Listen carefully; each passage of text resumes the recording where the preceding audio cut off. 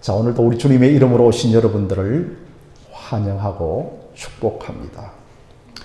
오늘 이 설교의 제목은 이 산지를 내게 주소서입니다. 먼저 1절에서부터 5절까지는 이스라엘의 각 지파의 땅을 분배하기 시작합니다.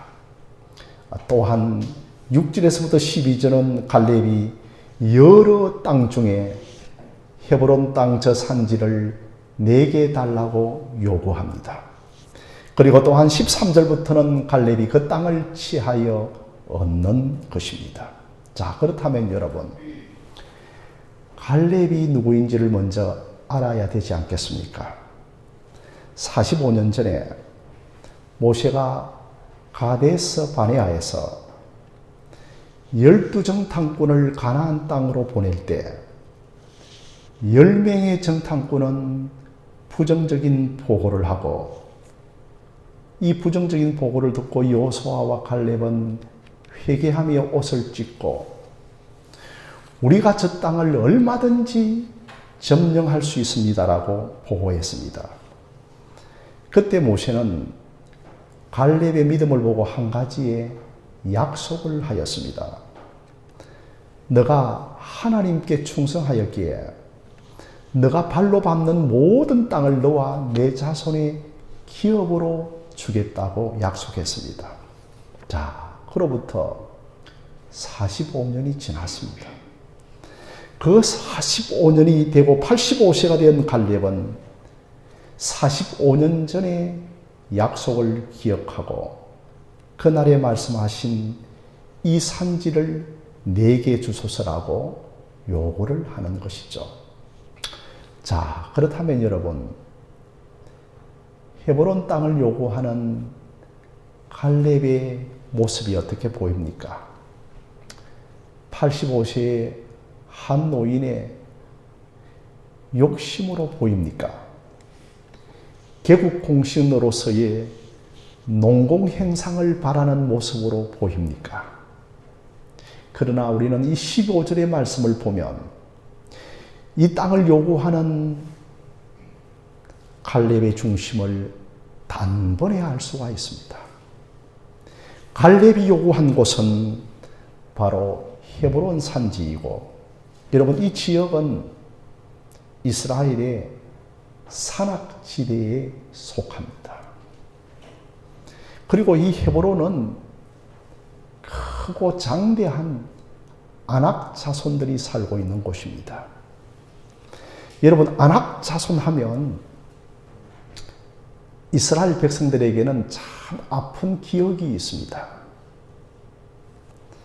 45년 전에 12정탐꾼이 크고 장대한 아낙 자손을 보고 두려워하여 모세에게 부정적인 보고를 했고, 이들 때문에 40년의 광야 생활을 한 겁니다. 이렇게 헤브론은 모든 이스라엘의 지파가 슬슬 기피하는 그러한 지역이었습니다. 여러분, 한번 생각해 보십시오. 갈렙이 그 가나안 땅의 정복 정쟁의 1등 공신이기 때문에 목 좋은 땅을 구하고 기름진 땅을 구하고 안전한 땅을 구할 수가 있습니다. 그런데 갈렙이 정말 난공불락의 헤브론 산지를 요구하니까 여호수아 입장에서는 참 갈렙이 고맙고, 그래서 갈렙을 축복하고 너가 그 땅을 취하라고 명령을 합니다. 성도 여러분, 참 얼마나 아름다운 모습입니까? 스스로 그 어려운 땅을 내가 정복하겠다고 나서는 것입니다. 그러니 여러분, 45년 전이나 지금이나 그 헤브론 땅은 동일하게 산간지대이고 동일하게 아낙 자손이 살고 있는 지역입니다. 그런데도 갈렙이 헤브론 산지를 요구한 것은 진짜 갈렙이 믿음이 있는 사람이었기 때문입니다. 누군가는 반드시 나서서 저 땅을 점령해야 하는 땅이기 때문입니다. 사랑하는 성도 여러분, 헤브론 많이 좀 들어보셨죠? 하나님께서 어느 날 아브라함에게 나타나셔서 아브라함아 아브라함아 너는 본토 친척 아비 집을 떠나서 내가 내게 지시할 땅으로 가라고 하였습니다. 여러분, 그 지시한 땅이 구체적으로는 이제 가나안 땅입니다. 그리고 그 지시한 땅이 구체적으로는 가나안 땅 헤브론이었습니다. 먼저 조카 롯과 함께 그 가나안 땅에 다 도착을 했는데 조카 롯이 삼촌보다 땅을 먼저 요구를 합니다. 선택을 합니다. 그러니 육신의 눈으로 보기에 좋은 소돔 땅을 선택을 합니다. 그러자 아브라함은 결국은 남은 땅 동서남북으로 바라보면서 그 믿음의 눈으로 헤브론 땅을 선택을 합니다. 그리고 그곳에서 제단을 쌓죠. 사실 여러분, 아브라함의 한평생에 헤브론 땅이라고 하는 이 땅 하나밖에 없습니다. 그것도 헤브론의 막벨라 굴이라고 하는 그 아브라함의 이름으로 등기가 되어진 곳은 막벨라 굴 매장지 이 땅 하나밖에 없었습니다. 여러분, 이 막벨라 굴이 어떤 곳인가요? 가족 매장지입니다. 이곳에서 먼저 사라가 묻히고 아브라함과 이삭과 야곱과 레아가 묻히기도 한 곳입니다.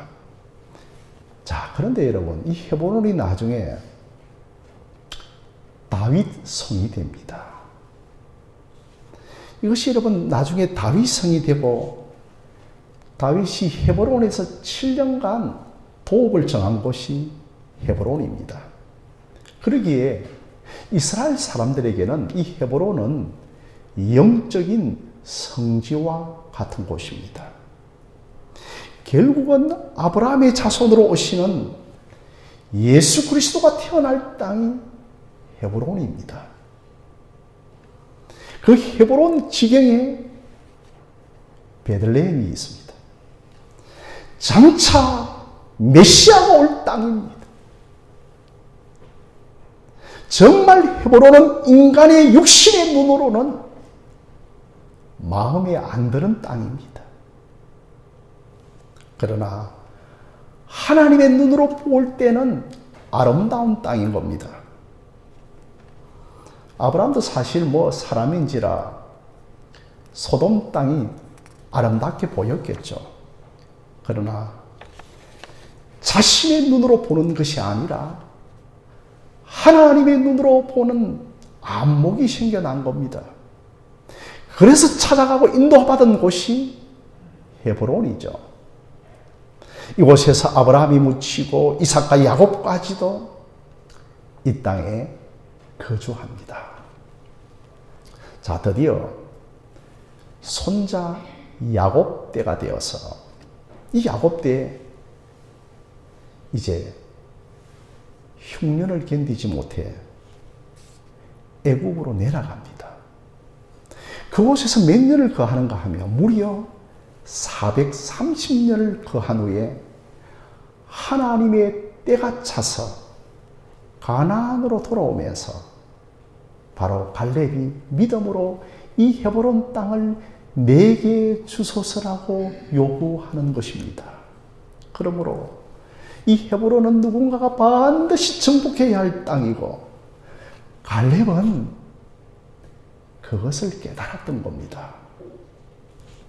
사실 여러분, 갈렙은 요소와 같은 지도자의 반열에 있는 사람 아닙니까? 이제 출애굽의 1세대들은 다 송장이 되었습니다. 그러나 갈렙은 가장 쉬운 땅을 요구할 수 있습니다. 그럼에도 갈렙이 아낙 자손들이 살고 있고 헤브론 산간 지방을 그는 요구하고 있습니다. 자, 그런데 또 한 가지의 이유가 있습니다. 여러분, 갈렙이 어느 지파인가 하면 유다 지파입니다. 유다 지파에서 예수 그리스도가 오시는 겁니다.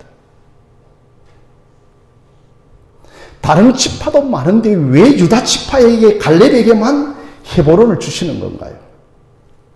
바로 메시아가 오는 지파가 유다로 하나님께서 창세기 49장에서 이미 예정하셨기 때문입니다.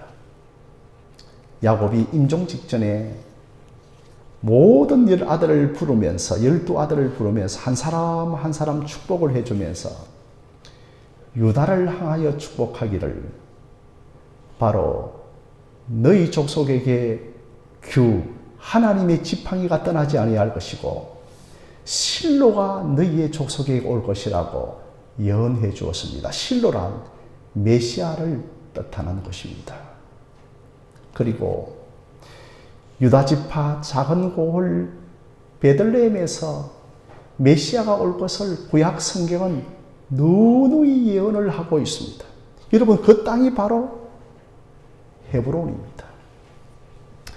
드디어 베들레헴 땅에서 우리 예수님이 성육신 하시고 그 헤브론 지역의 모리아산, 예루살렘산 갈보리에서 십자가를 지시고 우리의 구속을 성취하신 겁니다. 그 예루살렘 성의 오순절 날에 성령이 충만하게 임하여서 예수님께서 이루신 구원을 우리 각자에게 다 구원을 적용시켜 주신 것입니다. 그래서 동방박사들이 그곳에 찾아와서 베들레헴 땅에 찾아와서 유대에 나신 왕이 어디 있느냐라고 묻습니다. 여러분, 그 지역이 바로 헤브론 지경 베들레헴입니다. 결코 여러분, 갈렙이 요구한 땅은 목 좋은 아름다운 땅이 아닙니다. 참 장애물이 많습니다. 그러나 정말 그리스도가 오실 복된 땅을 믿음으로 바라보았기 때문입니다.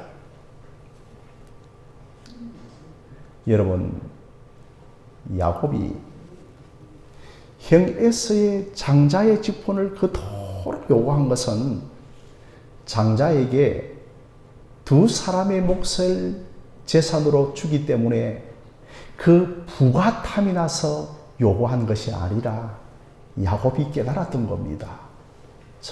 정말 야곱은 내가 그리스도 예수의 족보에 올라가기를 간절히 사모하였던 것이었습니다. 갈렙은 45년 동안 이 하나님께서 주신 그 모세를 통하여 주신 언약의 말씀을 부어잡고 그 헤브론 땅을 그는 마음속에 깊이 간직하였습니다. 사랑하는 성도 여러분, 우리들에게도 이런 영적인 사모함이 있기를 바랍니다. 사모하는 자에게 약속의 기업을 반드시 주십니다. 성도 여러분, 우리 주 예수 그리스도가 우리의 최고의 기업이신 것을 믿으시기를 바랍니다.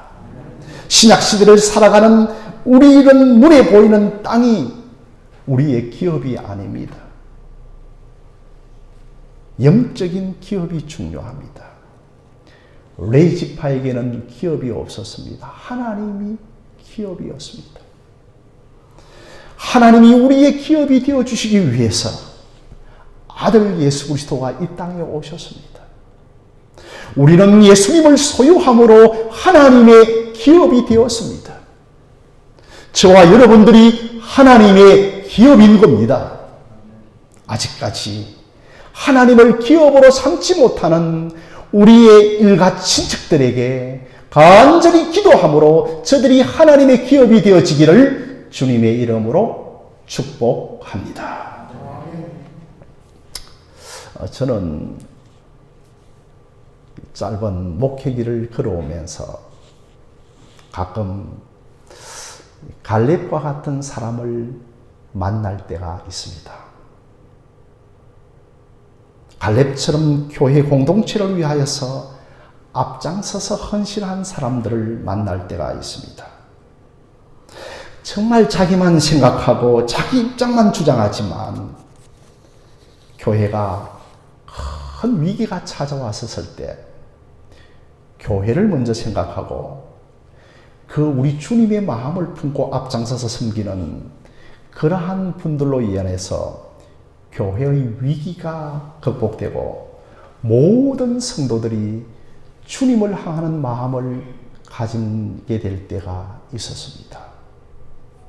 여호수아가 각 지파에게 땅을 분배하면서 정말 개인적으로는 이 헤브론 산지 어떻게 해야 하나 깊은 고민이 있었을 것입니다.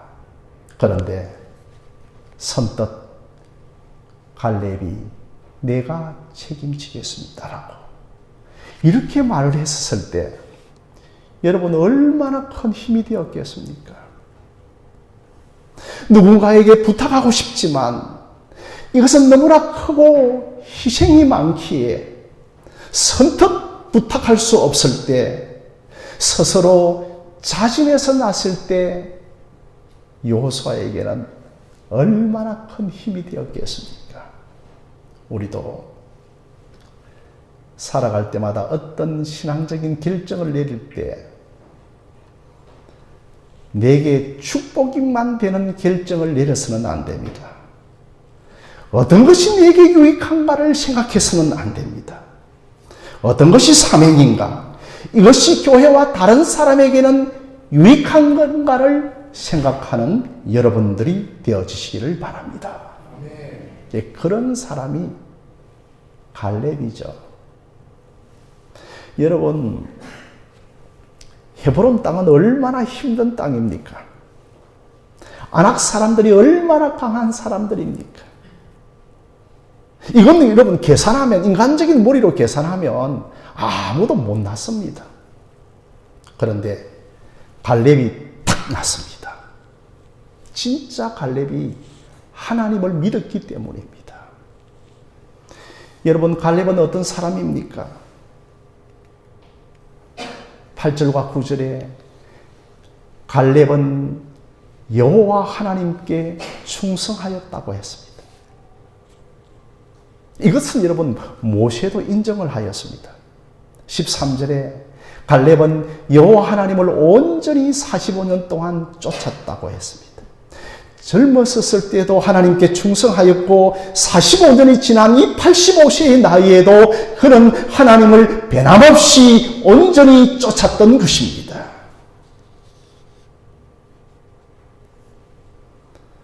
여러분, 가나안을 딱 목전에 앞에 두고 다시 40년으로 돌아가게 할 때 얼마나 힘이 빠지겠습니까? 그러나 갈렙은 그 40년의 광야 생활을 하는 동안에도 한 번도 하나님의 약속을 잊은 적이 없었습니다. 그래서 85세가 된 이 나이에도 그는 하나님께 대한 충성됨을 가지고 있습니다. 갈렙은 변함이 없습니다. 사랑하는 성도 여러분, 우리의 믿음은 커야 하기도 하지만 우리의 믿음은 변함이 없어야 합니다. 어떤 사람은 그 일을 나에게 목사님 맡겨주세요 말하는 분이 많습니다. 그러나 우리가 그 사람을 보고 믿어지는 일이 더 중요합니다. 그분의 일상의 삶이 더 중요합니다. 정말 저 사람이 믿음으로 사는 모습을 보니 능히 믿음대로 이룰 수 있겠구나. 공동체가 인정을 해 주어야 합니다. 그래서 45년 동안 갈렙을 지켜본 여호수아가 갈렙에게 선뜻 헤브론 땅을 맡기는 것이죠. 즉 갈렙은 능히 헤브론을 취할 수 있을 것이라는 확신이 들었던 겁니다. 오늘 저와 여러분들이 다 갈렙 같은 성도가 되어지기를 바랍니다. 그리고 여러분, 둘째로 이 헤브론 같은 산지가 다 저와 여러분들에게도 있을 것입니다. 과연 저와 여러분의 헤브론 산지는 어디입니까? 우리 예수님에게도 산지가 있었습니다. 하나님께서는 우리 인류의 시조인 아담과 하와에게 에덴 동산을 기업으로 주셨습니다. 그런데 사단 마귀 뱀의 유혹에 넘어가 에덴 동산을 다 상실하였습니다. 에덴 동산을 잃어버렸습니다. 그래서 예수님이 우리의 잃어버렸던 하나님과 하나님의 기업을 회복하기 위해 우리와 똑같은 육신의 몸을 입고 이 땅에 오셨습니다. 그리고 헤브론 지경 갈보리산 십자가에 그는 매달리셨습니다. 아담과 하와의 불신종으로 누리지 못하는 우리의 기업을 회복하기 위하여 그는 십자가를 통과하십니다. 그래서 그는 십자가에서 돌아가실 때에 다 이루었다라고 하셨습니다. 예수님의 십자가는 하나님께서 우리에게 주시고자 하는 땅을 사기 위한 사건이었습니다. 예수님이 십자가를 지심으로 우리 앞에 영적인 가나안이 펼쳐져 있습니다. 우리는 이 헤브론을, 이 영적인 기업을 믿음으로 얻고 누릴 수가 있는 겁니다. 아마 예수님께서는 십자가에서 이 산지를 내게 주소서라고 간절히 소원하였을 것입니다. 여러분, 그것이 예수님께서 이 땅에 오신 목적인 겁니다. 그래서 우리가 죄로 인하여 빼앗겼던 산지를 주님께서는 다 회복시켜 주셨습니다. 그 십자가를 통하여 이루어 놓으신 영적 가나안을 우리 모두가 기업으로 받고 누리기를 원하시는 것입니다. 사랑하는 성도 여러분, 우리가 신앙생활을 하면서 축복과 행복만 얻으려고 해서는 안 됩니다. 예수님이 성취하신 이 축복이 얻기 위하여서는 저와 여러분들이 십자가를 통과하셔야 합니다. 십자가를 통과한 자들에게만 부활의 땅이 주어집니다. 이스라엘이 광야 40년을 통과하고 난 다음에 젖과 꿀이 흐르는 가나안 땅을 얻고 누리는 것이죠. 우리도 광야 십자가를 통과해야 합니다. 그래야 부활의 땅을 누리는 것입니다. 진정 십자가를 지나온 자들만이 예수님이 주시는 삶의 만족과 삶의 풍요와 삶의 안식을 누립니다. 십자가를 통과한 후에야 화평을 주시고 삶의 번성을 주시는 것입니다. 우리가 예수를 믿으면서도 아직도 빈곤과 결핍과 메마름 속에 오랜 세월을 신자들이 보낸다면 우리 자신을 한번 살펴보시고 깨닫고 회개해야 합니다. 우리가 정말 예수님을 주인으로 삼고 있는가를 살펴보셔야 합니다. 사실 우리가 영적으로 부활의 땅에 살고 있으면서 전혀 신자로서 부활의 권세와 부활의 축복을 누리지 못한다면 우리 자신을 살펴보셔야 합니다. 그러므로 지금 우리가 당하는 시련과 고난이 십자가를 통과하는 믿음의 연단일 수가 있습니다. 그러므로 저와 여러분들이 이제는 십자가의 예수를 만나기를 바랍니다. 십자가를 통과한 자는 반드시 가나안 땅의 전쟁을 치워야 합니다. 그 전쟁이란 내가 죽는 겁니다. 그래서 빌립보서 2장에서 예수님은 십자가에 죽으시기까지 순종하였다라고 하였습니다. 내가 죽을 때 저와 여러분에게 예수님이 사십니다. 이제 저와 여러분들이 정말 예수님만 바라보시기를 바랍니다. 그 예수님을 바라볼 때 비로소 예수님이 함께 하시고 하늘의 은혜가 쏟아지고 비로소 예수님이 살아계신 것이 믿어지는 것입니다. 그래서 신자로서 십자가를 통과해야 합니다. 저는 자주 일주일에도 2-3번 교회 뒷산에 올라갑니다. 그래서 산에서 이제 내려올 때 좀 몇 번 정도 제가 경험한 건데요. 여러분들이 아시다시피 복음성가에 이 산지를 내게 주소서라고 하는 그 노래가 저도 모르는 사이에 심령 깊은 곳에 흘러나와 제가 따라 부를 때가 종종 있습니다. 네, 그러면서 그 노래를 부르고 나면 정말 이 산지를 주시겠다고 하는 확신이 제게 들 때가 많죠. 아마 성령께서 제게 주시는 성령의 찬송이라고 저는 생각을 합니다. 제게 있어서 산지는 우리 교회입니다. 제게 있어서 산지는 여러분들이 복음을 믿고 여러분의 심령이 내적으로 부흥하는 겁니다. 오늘도 여러분들에게 성령님께서 예수님을 바라보는 눈이 열리기를 원하시는 것 같습니다. 이제 우리 모두가 예수님을 제대로 믿고 예수님을 만나고 예수님과 동행하시기를 바랍니다. 그러면 먼저 내 자신이 바뀌고 여러분의 주변이 바뀌고 여러분이 바뀌면 여러분 때문에 우리 교인들에게 하나님을 향하신 마음이 부어지게 됩니다.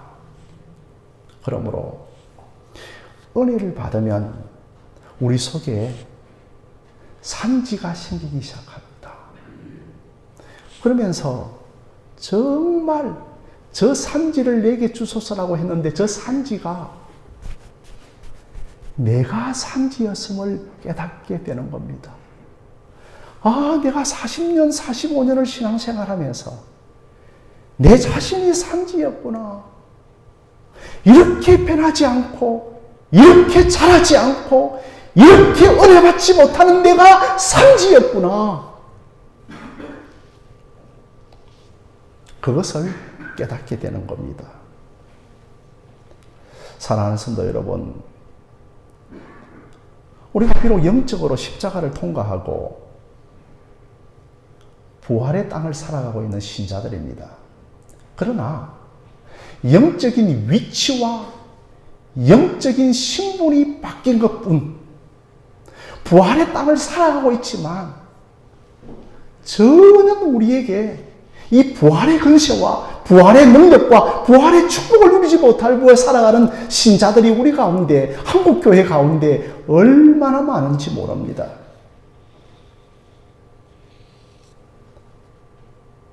우리가 산지였던 겁니다. 그때부터 우리 평생의 기도의 제목은 우리가 깨어지고 십자가를 통과하고 십자가에 녹아지고 십자가에 항복해서 예수 제대로 만나도록 우리 자신을 놓고 기도하기를 시작하는 것입니다. 여러분, 은혜를 받으면 이 산지가 또한 둘째로 사명과 비전이 됩니다. 이 마르틴 루터는 구두수선공에게도 사명과 비전이 있다라고 했습니다. 여러분, 사명, 비전 결코 거창한 것이 아닙니다. 여러분, 사명과 비전이란 뭐냐 하면 저와 여러분들이 예수 그리스도에게 헌신하는 겁니다. 이제 내가 예수를 위해 사는 겁니다. 이제 내가 한평생 예수님과 함께 동행하는 겁니다. 여러분, 이것이 여러분의 사명이고 비전입니까?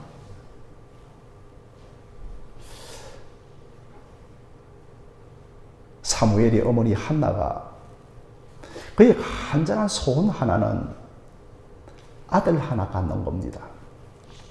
평범한 소원이었죠. 그래서 이제 아들 하나 갖기 위해서 참 뻔질나게 성소를 출입을 하면서 기도하는 중에 그의 산지가 아들 하나 갖는 것이 산지였는데, 아니, 한나의 산지가 바뀝니다. 하나님께서 그에게 영안을 확 열어주시면서 조국 이스라엘의 참담한 영적 현실을 보여주는 겁니다. 아, 하나님께서 이 아들을 우리에게 주시면 이 아들을 조국 이스라엘에 내가 온전히 바치겠다라고 하는 그러한 사명과 비전을 가진 여인으로 바뀝니다. 정말 평범한 한 아낙네에 불과했던 한나가 영적인 거룩한 야망을 가진 여인으로, 영적인 사명과 비전을 가진 여인으로 바뀌는 것입니다.